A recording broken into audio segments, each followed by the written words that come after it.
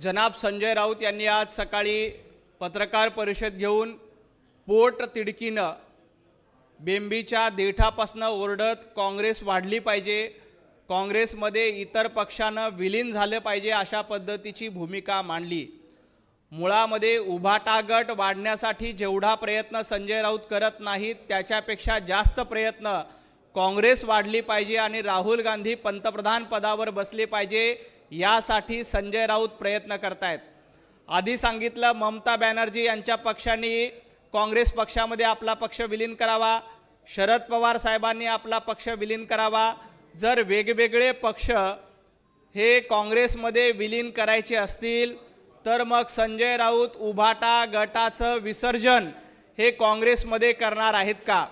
उभाटा गटाचं काँग्रेसमध्ये विसर्जन करून राहुल गांधी यांना काँग्रेसचे अधिकृत उमेदवार म्हणून संजय राऊत घोषणा करणार आहेत का? याचं उत्तर आधी संजय राऊतांनी दिले पाहिजे। उभाटा गट वाढवण्यासाठी किंवा उभाटा गटाची भूमिका मांडण्यासाठी जबाबदारी संजय राऊतवर असताना फक्त आणि फक्त राहुल गांधींची भूमिका मांडण्याचं काम आणि काँग्रेस वाढवण्याचा प्रयत्न संजय राऊत यांच्या मार्फत केला जातोय। आणि आज ज्या पोट तिडकीनं संजय राऊत भूमिका मांडतायत त्यावरून स्पष्ट होतंय की संजय राऊत उभाटा गटाचं मीठ खातायत, चाकरी मात्र काँग्रेसची आणि राहुल गांधींची करतायत।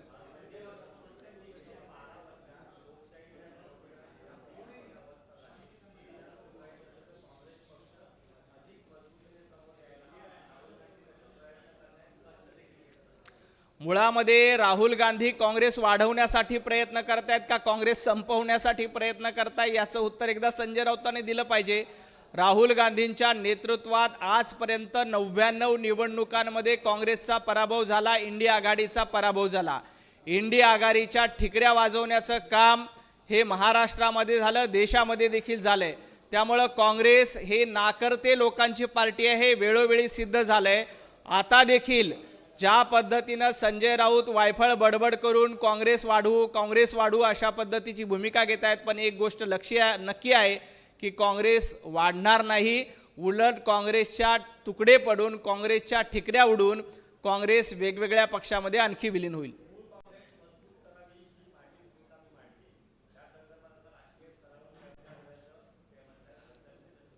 मुळामध्ये वंदनीय हिंदू हृदय सम्राट बाळासाहेब ठाकरे यांचे मूळ विचार वाढवण्यासाठी संजय राऊतांनी काय केले हे सांगावं।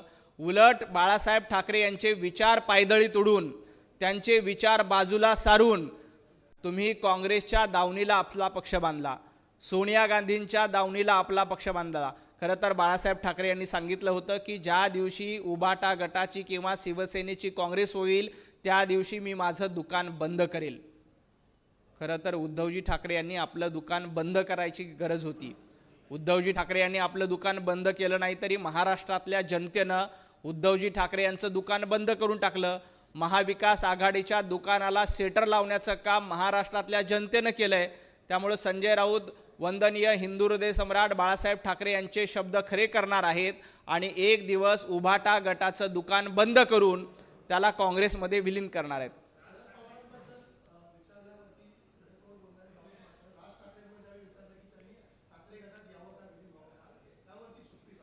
मुळामध्ये संजय राऊतांनी काँग्रेसकडनं सुपारी घेतली आहे।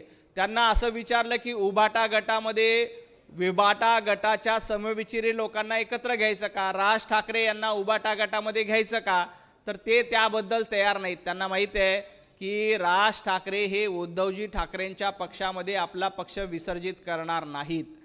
राज ठाकरे हे काँग्रेसच्या दावणीला जाऊन बसणार नाहीत याची पूर्ण कल्पना उद्धवजी ठाकरे आणि संजय राऊतांना देखील माहिती आहे।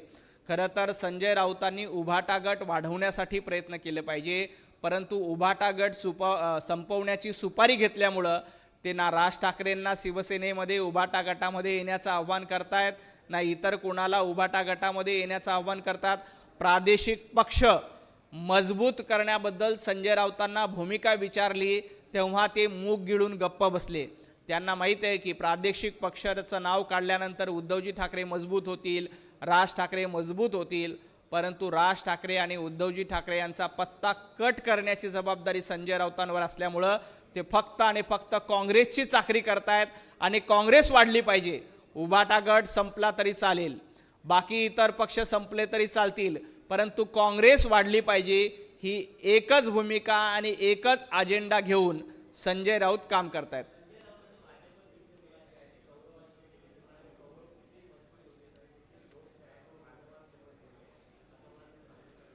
संजय राऊतांचा महाभारताचा अभ्यास थोडासा कच्चा आहे. संजय राऊतांनी पुन्हा एकदा महाभारत तपासलं पाहिजे, वाचलं पाहिजे. नसेल तर मी महाभारताची एक प्रत संजय राऊतांना भेट देतो.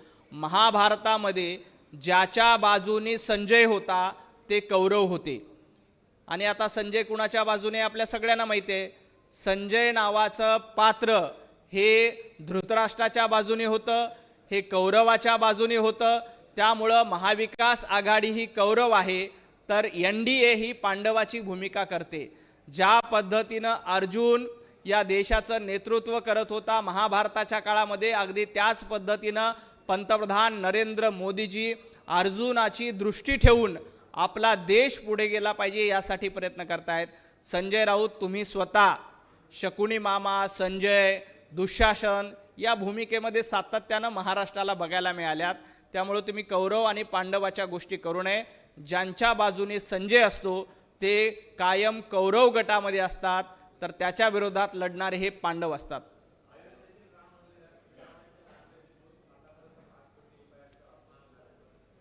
अयोध्येच्या राम मंदिर प्रकरणामध्ये जे काही आरोप केले जातात त्या प्रकरणामध्ये राम मंदिर ट्रस्टने उत्तर दिलेले आहे.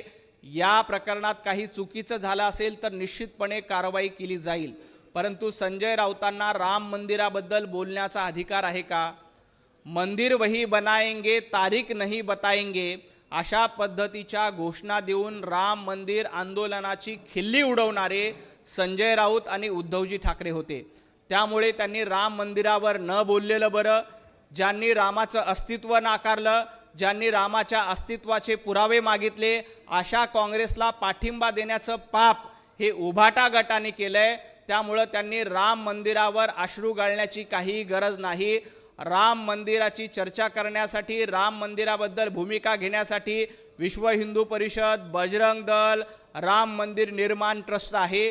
राम मंदिर निर्माण ट्रस्टच्या माध्यमातून काही लोकांनी चुकीचं केलं असेल त्यांच्यावर कारवाई केली जाईल. परंतु ज्यांनी प्रभू रामचंद्रांना विरोध केला, ज्यांनी राम मंदिराच्या आंदोलनाची खिल्ली उडवली, अशा उभाटा गटाला, संजय राऊतांना त्यावर बोलण्याचा अधिकार नाही. संजय राऊतांना इतकंच सांगायचंय, उद्धवजी ठाकरे यांनी अयोध्येत जावं का नाही जावं हा त्यांचा व्यक्तिगत प्रश्न आहे.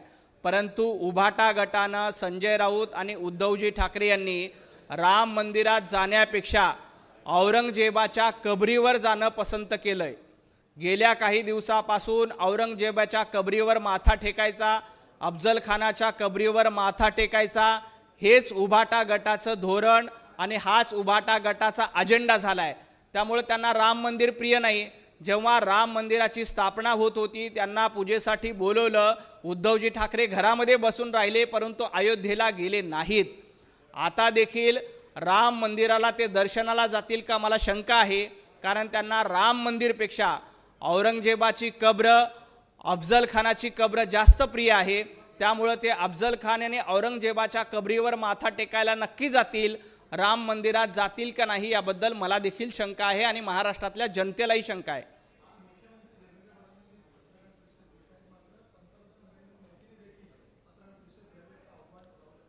संजय राऊतांनी पंतप्रधान नरेंद्र मोदीजींच्या पत्रकार परिषदेवर बोलू नये.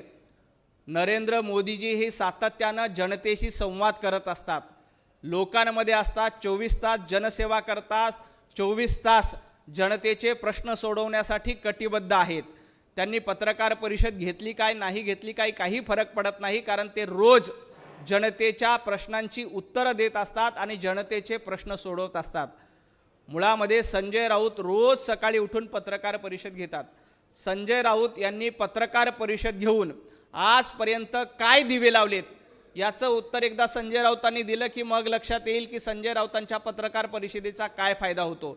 संजय राऊतांनी आपल्या खासदार निधीतून 25 वर्षापासून संजय राऊत उभाटा गटाचे राज्यसभेचे खासदार आहेत, त्यांना खासदार निधी मिळतो. या खासदार निधीतून संजय राऊतांनी जनहिताचं, देशहिताचं, महाराष्ट्र हिताचं एक काम केलेलं दाखवावं, मग त्यांना लक्षात येईल की त्यांनी नेमकं काय केलंय.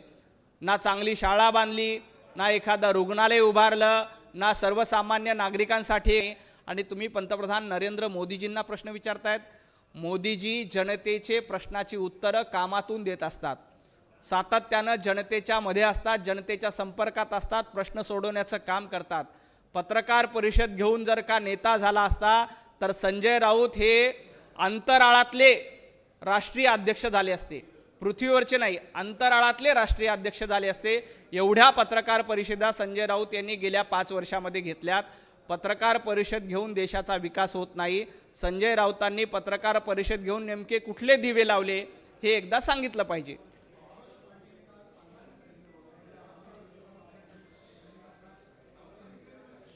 मुळामध्ये अभिजित दिपके आणि पंतप्रधान नरेंद्र मोदीजींचा संजय राऊतांनी फोटो ट्विट केला. हा फोटो खोटा असल्याचं लक्षात आल्यानंतर लगेच ते ट्विट डिलीट करून पळपुटेपणा करण्याचा प्रयत्न, ज्याला मराठीमध्ये थुंकलेल्याला चाटणं म्हणतात, तशा पद्धतीनं थुंकी टाकून पुन्हा चाटण्याचा प्रयत्न संजय राऊतांनी केला आणि ते ट्विट डिलीट केलं. संजय राऊत, तुमच्याकडे काही पुरावे असतील तर पुरावे द्या. मुळामध्ये तुम्हाला प्रत्येक ठिकाणी पंतप्रधान नरेंद्र मोदीजी दिसतायत. अभिजित दिपकेच्या आंदोलनाला तुम्हाला समर्थन द्यावं लागलं कारण काँग्रेसने तुम्हाला दट्टू दिला. काँग्रेसने सांगितलं की अभिजित दिपके आणि काँग्रेस पार्टीच्या विरोधात बोलायचं नाही. मग संजय राऊत आज पुन्हा नाक घासत समोर आले आणि नाक घासून अभिजित दिपकेला पाठिंबा देतोय, कॉक्रोच जनता पार्टीला पाठिंबा देतोय, अशा पद्धतीची भूमिका सांगावी लागली. कारण काल याच कॉक्रोच जनता पार्टीच्या विरोधामध्ये बोलणारे संजय राऊत आज युटर्न घेऊन त्यांचं समर्थन करतात. हे काँग्रेसच्या सांगण्यावरून संजय राऊत करतात. काँग्रेसचा दट्ट्या बसल्यानंतर संजय राऊतांना आपल्या भूमिकेपासून युटर्न घ्यावा लागलाय.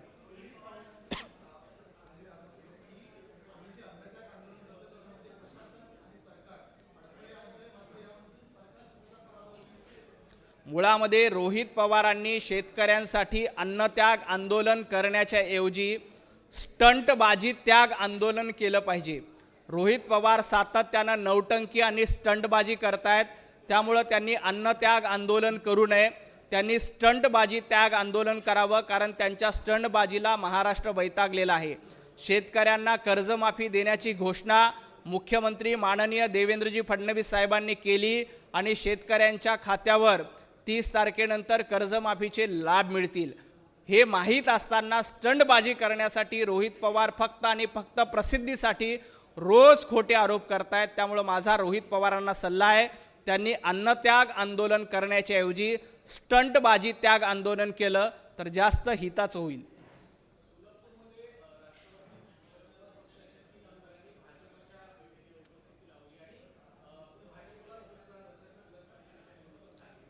एका बाजूला संजय राऊत म्हणतात की शरद पवार गटाने काँग्रेसमध्ये विलीन करावं आणि दुसऱ्या बाजूला आपण बघतो की सोलापूरमध्ये काय होतंय.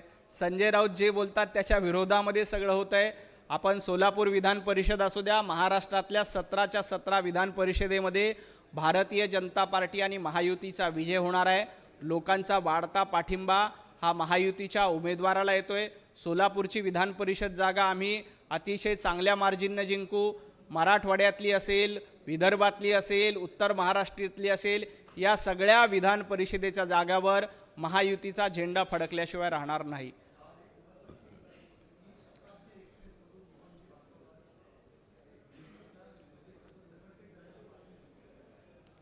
अशा पद्धतीची घटना घडली असेल तर त्या प्रकरणामध्ये सरकार गांभीर्याने दखल घेईल.